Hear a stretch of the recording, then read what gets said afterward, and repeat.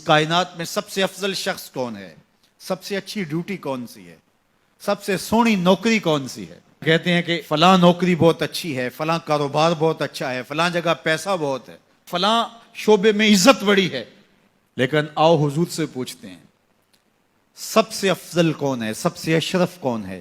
تو میرے حضور نے فرمایا خیرکم من تعلم القرآن وعلمہ، تم میں سب سے افضل وہ ہے جو قرآن سیکھتا ہے اور اوروں کو سکھاتا ہے. سب سے اشرف، سب سے اچھی نوکری، سب سے اچھا کام، سب سے بہتر وظیفہ اس کا ہے جو قرآن خود بھی سیکھتا ہے اور اوروں کو بھی سکھاتا ہے. تو اس کتاب سے جڑ جاؤ، اس کتاب سے وابستگی اختیار کرو.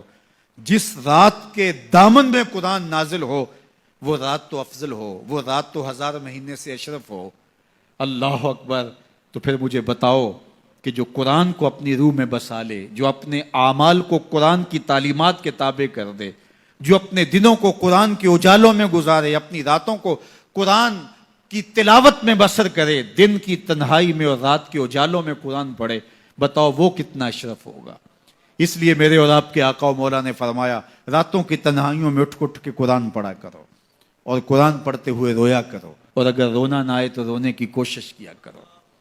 کوشش کیا کرو، دقت پیدا ہو جائے تمہیں قرآن کی تلاوت کرتے کرتے. حضرت داتا گنج بخش علی حجویری علیہ رحمہ سے ایک مرید نے کہا حضرت اگر رونے کی کوشش کریں پھر بھی رونا نہ آئے، فرمایا پھر اپنے مقدر پہ رویا کرو. تم اتنے سنگ دل ہو گئے ہو کہ تمہاری آنکھیں آنسوں کا خراج نہیں دیتی ہیں.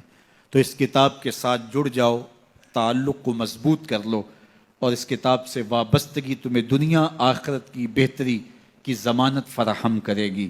اور یہ کتاب زندہ ہے، اس کا پیغام کبھی فرسودہ نہیں ہوا، اس کا پیغام کبھی پرانا نہیں ہوا. ہر دور کے تقاضوں سے یہ کتاب ہم آہنگ ہے، اور یہ کتاب ہر شخص کی ضرورت کی کفالت کرتی ہے. اور پھر اللہ نے اس کو اتنا آسان کیا ہے، اتنا جامع بنایا ہے کہ ہر طبقہ زندگی کے شخص کے لیے قرآن کافی ہے، ہر شخص کی ضرورت کا کفیل ہے. اس کو ایک عام شخص پڑھے تو اس کو بھی نور ملتا ہے، ایک نکتہ بین شخص اس قرآن کا مطالعہ کرے تو اس کو بھی روشنی ملتی ہے، ایک فلسفی پڑھے تو محروم وہ بھی نہیں ہوتا. جو بھی اس قرآن سے پڑھے، دیکھیے کچھ کتابیں ایسی ہوتی ہیں وہ بچوں والی ہوتی ہیں، جو پڑھے لکھے لوگ ہیں ان کی کوئی دلچسپی وہاں نہیں ہوتا، الف انار اور بے بکری میں انہیں کوئی دلچسپی نہیں ہوتی. اور جو بڑی کتابیں ہیں بچوں کی سمجھ سے ورا ہوتی ہیں. لیکن یہ واحد قرآن ہے، جس طبقے کا شخص بھی پڑھے، ان پڑھ پڑھے تو اس کو بھی نور ملتا ہے. میں دیکھتا ہوں تلاوت چل رہی ہوتی ہے اور تلاوت عربی میں ہے، اور بندہ عربی جانتا نہیں ہے وہ بھی جھوم رہا ہوتا ہے، اس کو بھی حظ مل رہا ہوتا ہے. یہ کتاب ہر طبقہ زندگی کو روشنی دیتی ہے. یہ قیامت تک آنے والی انسانیت کے لیے رشد و ہدایت کا صحیفہ ہے. اس کتاب سے جڑ جانے سے بلندیاں نصیب ہوتی ہیں. جس رات کو یہ کتاب اترے وہ رات تو لیلۃ القدر کہلائے. اور جو شخص اس کتاب سے وابستہ ہو جائے اور اس کتاب کو اپنی روحوں میں سمو لے، وہ ذی قدر کیوں نہیں ہوگا، وہ عزت کا مالک کیوں نہیں ہوگا، وہ شانوں اور عظمتوں کا مالک کیوں نہیں ہوگا.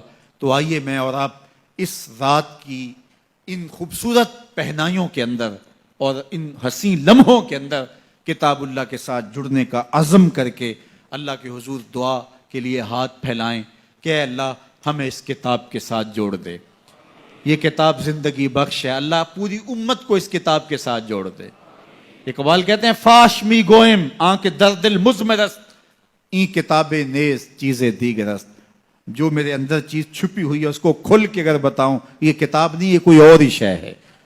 یہ زندگی بدل شے ہے، یہ حیات ساز کتاب ہے، یہ زندگی کو روشنی اور اجالوں سے بھر دینے والی کتاب ہے، یہ پستیوں سے اٹھا کے بلندیوں تک پہنچانے والی کتاب ہے. اس کا حرف حرف روشنی ہے، اس کا لفظ لفظ اجالا ہے.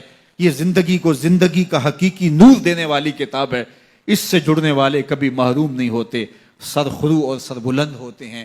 اللہ ہمیں اس کتاب رحمت سے جڑنے کی اور جڑے رہنے کی توفیق عطا فرما، اور اس امت کو اس کتاب کے ساتھ وابستگی اللہ نصیب کرے.